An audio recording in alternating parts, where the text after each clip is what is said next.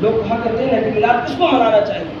میں کہتا ہوں کہ میلاد اس بیٹی کو منانا چاہیے جو زندہ ہوتی تھی تو اسے دفن کر دیا جاتا تھا، پر میرے محبوب پاک علیہ الصلوۃ والسلام نے فرمایا جو بیٹی کو گلے سے لگائے گا اسے پالے گا، جنت میں اسے اپنے ساتھ لے کر کے جاؤں گا۔ میں نے کہا میلاد اس شخص کو منانا چاہیے، اس ماں کو منانا چاہیے کہ جس کا بیٹا گلے میں رسی ڈال کر اپنی ماں کو منڈی میں لے جا کر، بازار میں لے جا کر بیچ دیا کرتا تھا، پر میرے مصطفیٰ صلی اللہ تعالی علیہ وسلم نے فرمایا کہ جنت ساتوں آسمان کے اوپر سدرۃ المنتہا کے پاس ہے، میں نے جنت کو وہاں سے کھینچ کر لا کر ماں کے قدموں کے نیچے رکھ دیا۔ میں نے کہا میلاد اس باپ کو منانا چاہیے جس کی اولاد ڈنڈوں سے اسے مارا کرتی تھی، پر میرے مصطفیٰ کریم علیہ الصلوۃ والسلام نے فرمایا اب جس کا ابا راضی ہوگا اسی کا اللہ راضی ہوگا۔ میں نے کہا میلاد اس غریب کو منانا چاہیے جو بازاروں میں، منڈیوں میں بھینس کی طرح، بکریوں کی طرح، جانوروں کی طرح بیچا جایا کرتا تھا،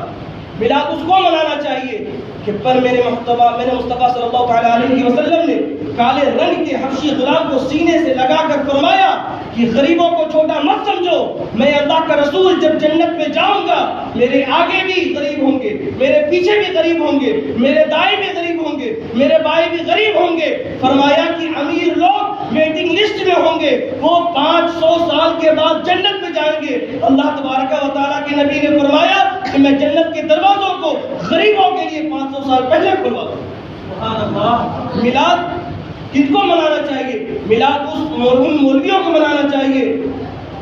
ان مولویوں کو منانا چاہیے کہ میں کہتا ہوں کہ مولویوں سنو، تمہاری کوئی حیثیت نہیں تھی، تمہیں کوئی پوچھتا نہیں تھا، تمہارا کوئی ذکر نہیں کرتا تھا، لیکن جب سے تم ممبر رسول پر بیٹھے ہو، تم محمد عربی کے نام کا کھا رہے ہو، تم علی کے نام کا کھا رہے ہو، تم ابو بکر و عمر کے نام کا کھا رہے ہو، تم عثمان کے نام کا کھا رہے ہو، تم حسنین کا صدقہ کھا رہے ہو، تم سے کسی نے تمہاری برادری نہیں پوچھی، تم سے کسی نے تمہارا ایڈریس نہیں پوچھا، تم سے کسی نے تمہارا سند نہیں پوچھا، لیکن پھر بھی لوگ تمہاری عزت کرتے ہیں، تمہارا احترام کرتے ہیں، تمہارے سامنے ادب سے پیش آتے ہیں، تمہارے ہاتھ کو چومتے ہیں۔ کیوں؟ اس لیے کہ مصطفیٰ کریم نے فرمایا العلماء ورثۃ الانبیاء، کہ یہ جو علماء ہیں انبیاء کرام کے وارثین ہیں، اس لیے ان مولویوں کو میلاد منانا چاہیے، صبح میں میلاد منانا چاہیے، شام کے وقت میلاد منانا چاہیے، ہر وقت میلاد منانا چاہیے۔ میلاد اس بوڑھے انسان کو منانا چاہیے جس کے بارے میں محبوب پاک نے فرمایا کہ جو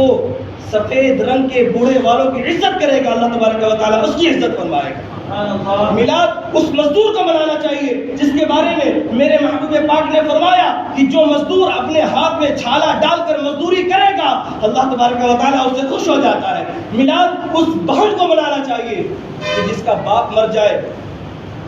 اور وہ یتیم ہو جائے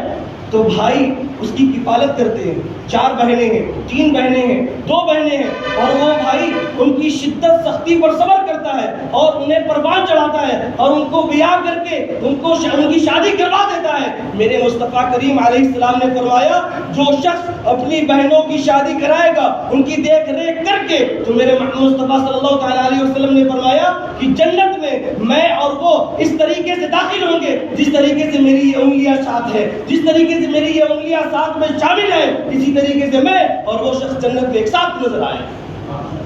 اور میلاد ہر اس شخص کو منانا چاہیے جس شخص پر اللہ کے رسول صلی اللہ علیہ وسلم نے نظر کرم فرمایا۔ لوگ پوچھتے ہیں